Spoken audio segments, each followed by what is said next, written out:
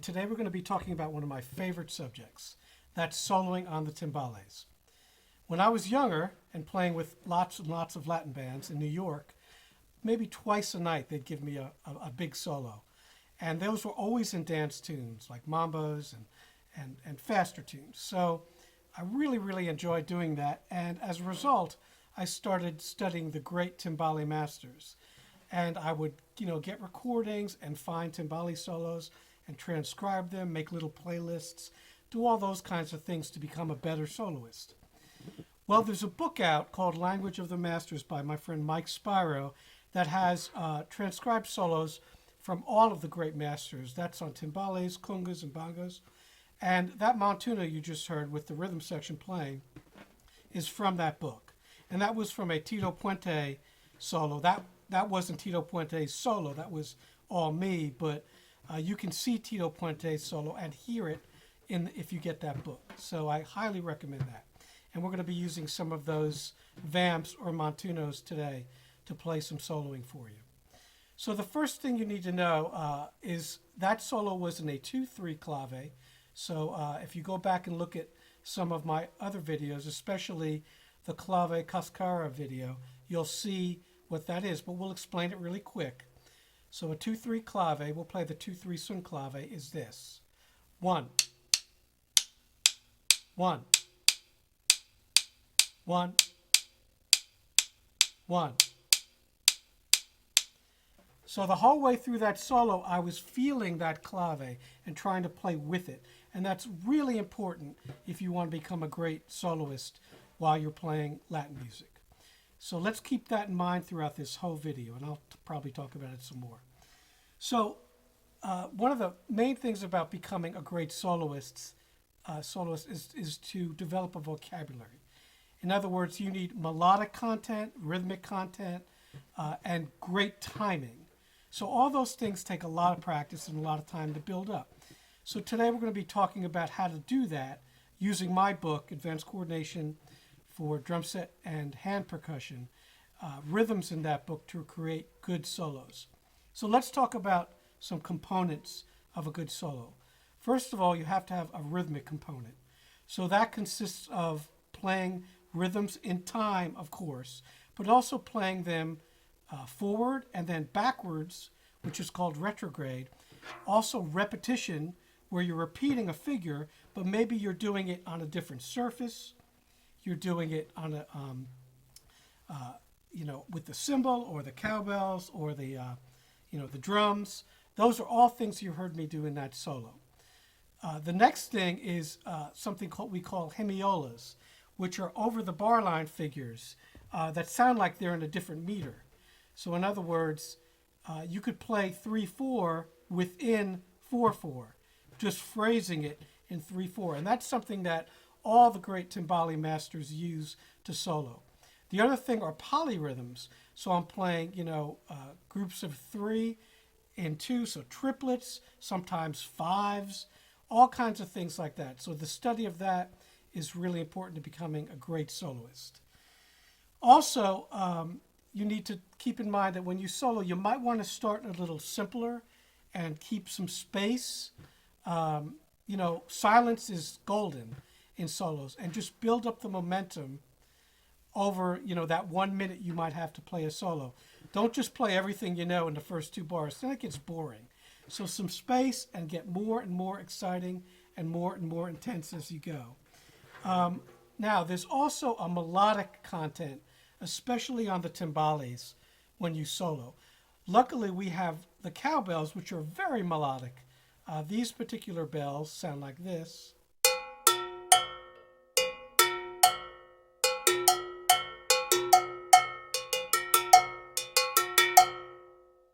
So you hear a definite melody there.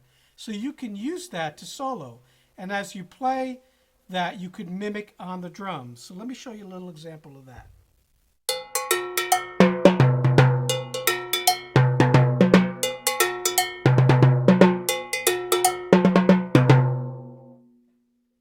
So you saw there I played roughly the same rhythm back, but with different melodic components. We actually have 5 notes here.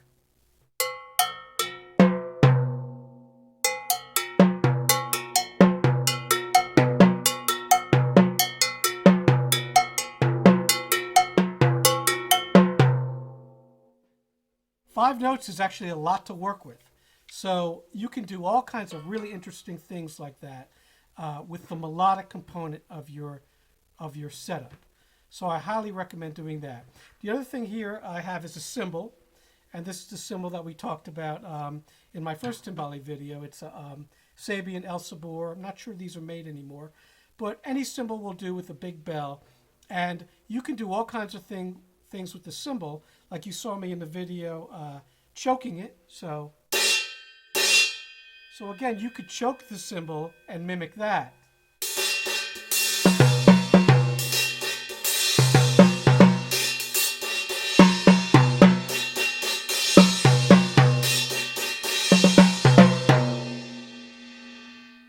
So all kinds of fun stuff like that. So use those rhythmic and melodic components together to create a really interesting solo. Now transcribing, in other words, writing out solos that you hear on recordings, is probably the best tool for understanding the language of playing these solos that all of these great players used, in the past 60 or 70 years. You could hear that language develop through time. And it's just so important to hear that, the different voices, and that's how you'll find your own voice. The other component of playing a great solo, like I said before, is technique. So you need lots and lots of hand technique. Now, you gain that technique by playing different kinds of things, but one of the best things to play are snare drum rudimental solos. Now, I know you'll laugh at that, but that is the truth. So if you study Pratt, Wilcoxon, and all the other stuff, you're going to have much more of a language to solo than you would if you didn't. If you just play a bunch of 16th notes and 8th notes and maybe a triplet here and there, it's probably going to be pretty boring if you can't play drags and flams and roughs and the whole rudimental language.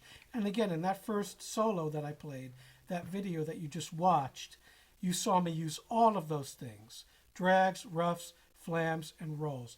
So I highly recommend playing those etudes on timbales. You can even play them over the montunos that you heard again in that first video. And they're easy to play. They're just about the right tempo, so I would highly advise you to do that. But today we're going to talk about playing solos with rhythms from my book. So this is how I teach my students how to play timbale solos as well as drum set solos. So let's start with that.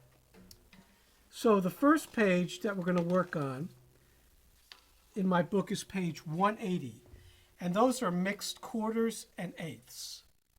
So what you want to do first is put the metronome on slow and just practice those rhythms slowly. Now, in this kind of music, most of the feel is cut time. In this rhythm, they're in 4/4. So basically, we're going to play those double time. So just playing the first bar, well, actually, let's play the first line, and I'll play quarter notes on this bell, and then my left hand will play the rhythm. So we'll go slow. 1, 2, 1, 2, 3,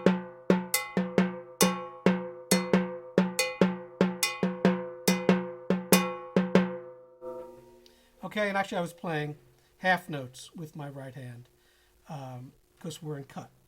So learning how to read, learning how to play these rhythms is indispensable for learning how to become a good soloist, because it gives you all kinds of material to learn and practice. We only have finite imagination as human beings. We need to learn. We need to use things to create a vocabulary. So what I'm going to do now is put on a track so you can hear me play this rhythm, these rhythms from this page 180 over that in several different ways. So I'll be right back. Okay, so I set up a vamp for us to play page 180 over. And before I start, let me explain how I'm going to play these rhythms. One thing you want to do when you phrase playing jazz or Latin music, you want to phrase towards the triplet, so it grooves more, so it has more of a feel. So I'm going to demonstrate that for you. I'm going to play the first line two different ways. The first way is going to be pretty straight, straight eighth notes, and then the second way will be towards the triplet. So here we go. 1, 2, 1, 2, 3, 4.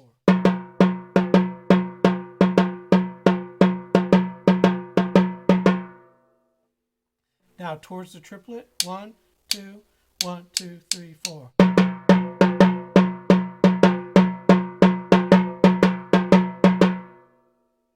So it's subtle, but it is there. So we're widening everything up. And that's feel. You know, you want to develop that kind of feel so you sound more authentic and it grooves more. And you develop that by listening to as many players as possible, especially the masters play. So what we'll do is we'll play this whole page from top to bottom over this vamp or montuno. And I may add some flams and things like that, but I'll just play it on one drum for now. Pretty simple. Here we go.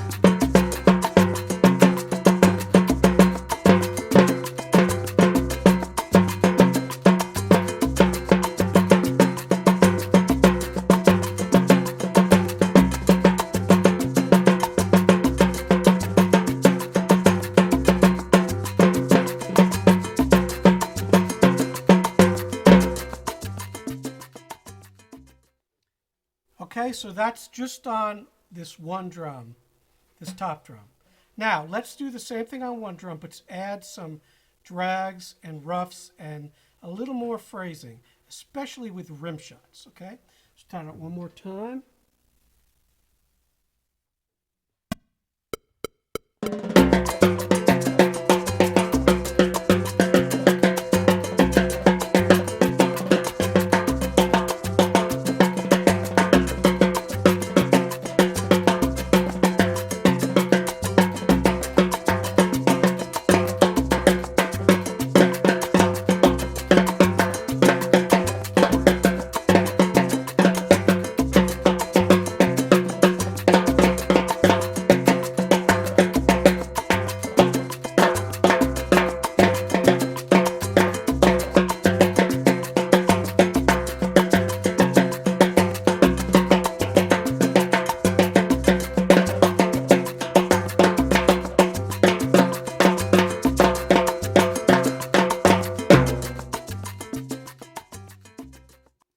So right away, you're starting to hear it. You know, you're starting to hear the language.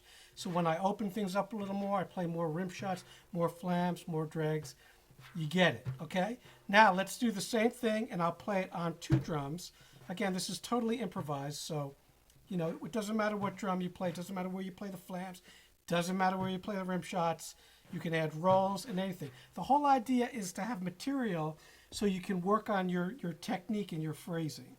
So these rhythms serve as that. So let's try that with two drums.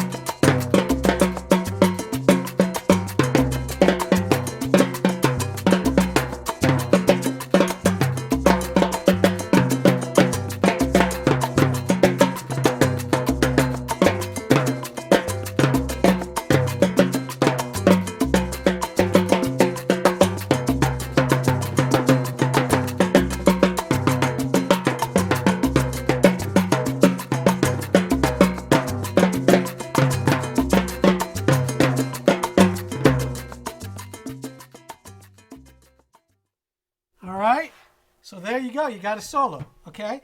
Now, again, you can use your bells, the cymbal. I'll do one more run like that. And then you could also add rolls in between. So kind of like a rudimental thing. If you look at line 7, that would sound like this. All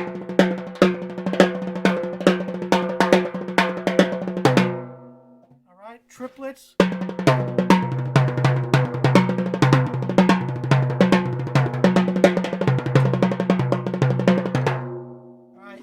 crossing, you can get really fancy. So let's try that now using the whole kit and the cymbal as well.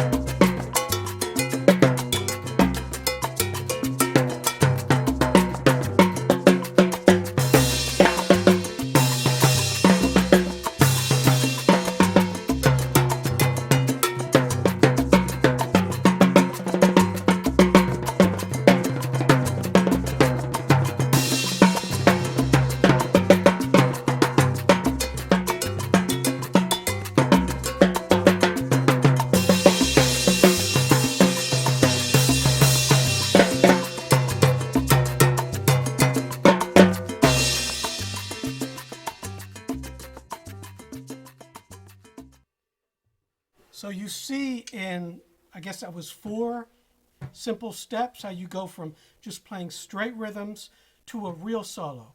Now there's so many books that have rhythms in them that you can buy. You can write your own, which I definitely suggest doing. Most of the rhythms in my book I wrote with this kind of thing in mind, because I use it for drum set, I use it for a lot of Latin music. So all the rhythms in that book are possible to do like that.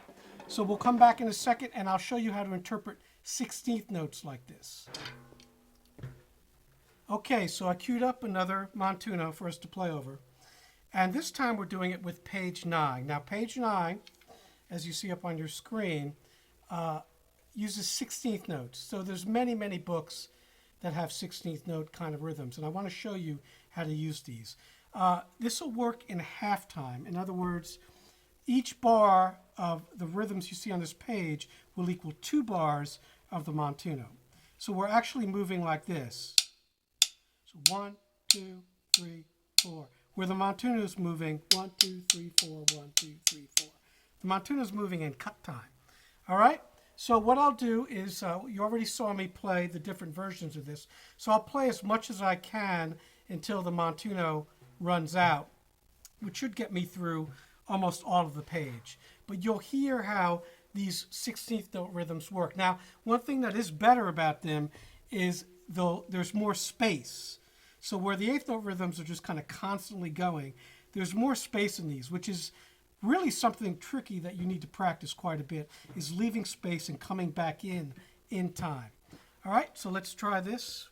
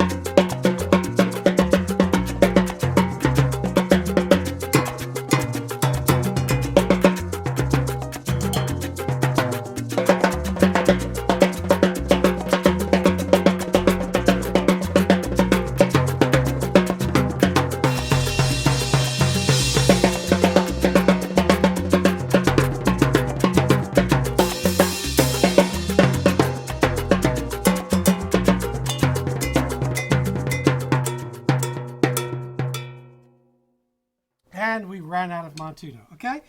So you see there how I'm interpreting those, how there's lots more space. These are just wonderful for developing this vocabulary. All right, I guess I'll play you one more solo and then we'll call it a day.